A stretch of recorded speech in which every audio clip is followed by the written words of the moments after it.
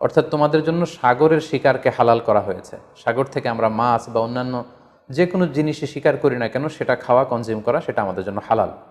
পাশাপাশি সাগরে মৃত যা পাওয়া যায় এটাও আমাদের জন্য হালাল। আল্লাহ বলছেন মাতা আল্লাকুম ওয়ালিসাইয়ারা, এগুলো তোমাদের জন্য ভোগের সামগ্রী এবং নৌপথে যারা ভ্রমণ করবে তাদের জন্য ভোগের সামগ্রী। রঈসুল মুফাসসিরিন আব্দুল্লাহ ইবনে আব্বাস রাদিয়াল্লাহু তাআলা আনহু এই আয়াতের তাফসীরে সয়দুর বাহার বলতে তিনি বুঝিয়েছেন জীবিত।